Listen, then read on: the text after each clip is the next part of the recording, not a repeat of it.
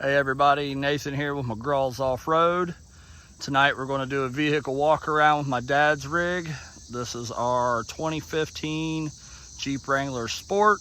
This is just the two-door. Going to get started here walking around, pointing out some of the upgrades and modifications we've done so far. Some low-key, some bigger purchase items here. The Jeep is pretty capable as it sits. But there's still definitely more to come. We'll go over where we're at tonight, and then hopefully as the channel matures, we will continue to document progress on how this build goes. So let's get started.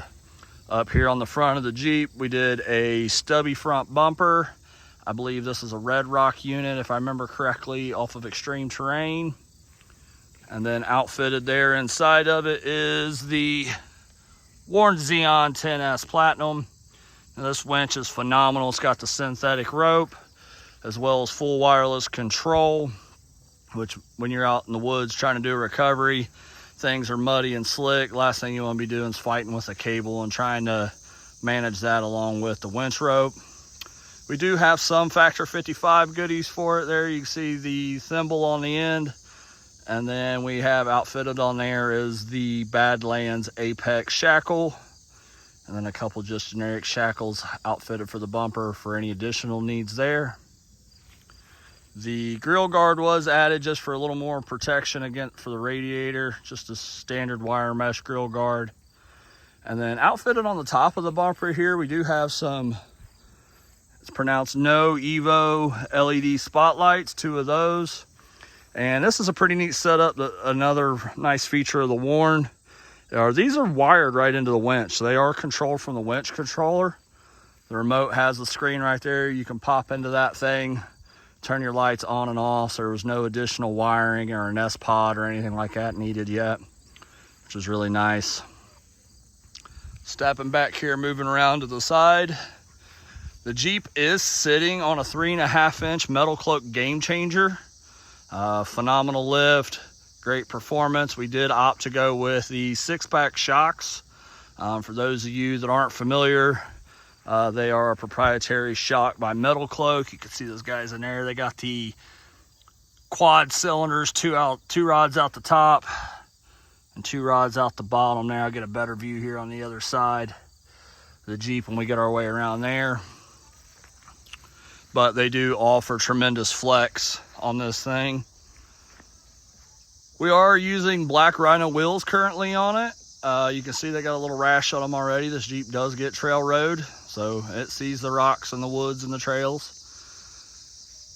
On the side here, like I said, for the rocks, we added a little more protection there and saw some ruby rails just to keep the tub safe, and we don't want to incur any sheet metal damage there. Moving around into the cockpit here, you can see we have upgraded to include the Vector Off-Road dash bar.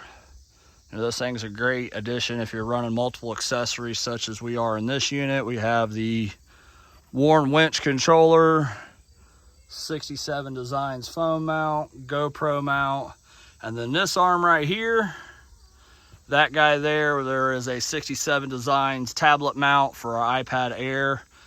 We use that for a lot of navigation. The big screen, ease of use there is a really nice add-on.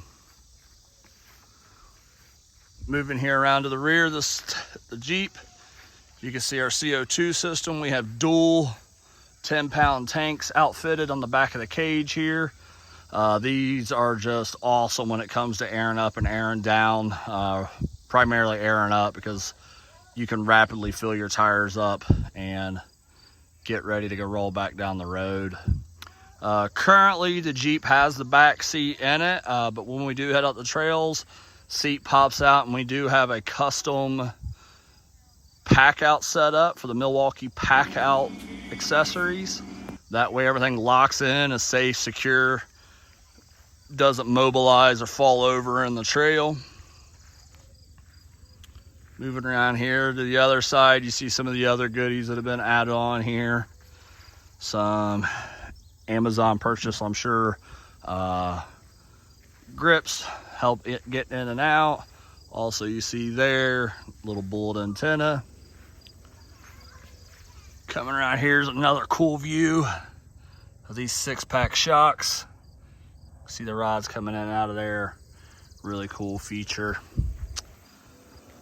Now, when we did lift this Jeep, it did require a few extra modifications to get it up the full 3.5 inches. One of which was being the drive shafts. So we reached out to Adam's Driveshaft, got front and rear drive shafts with U-joint yokes for the axles on both ends. Super nice upgrade, gives us all the clearance to over the cross member, as well the added security of having some nice stout drive shafts under this Jeep. For stopping power, it has been upgraded to the power stop brake kit. Rotors are drilled and slotted.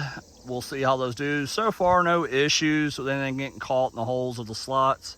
But we are very conscientious that those things may grab and hold on to some rocks or some sand, but we keep that in mind, see where it goes from there. As far as any performance upgrades, this Jeep has been outfitted with a Holley Intech cold air intake and a Super Chips tuner program. The little module there allows you to do some minor adjustments, some shift points, and adjusting other little settings in your Jeep, but it made a difference. Gives it a little lower shift point, and as well as the cold air intake gives us a little more down low grunt when we're out on the trails. The Jeep does have both a hard and soft top, so it came with the factory hard top, and then we outfitted it as well with a Best Tops soft top for in the summer months, neither of which are on the unit right now as it's August and extremely hot. So we just opted to take the top off altogether and enjoy the nice weather. All right, guys. So tell us what you think. Hop in the comments, let us know. And if you would feel so inclined, give us a like, share, and subscribe. Have a good night.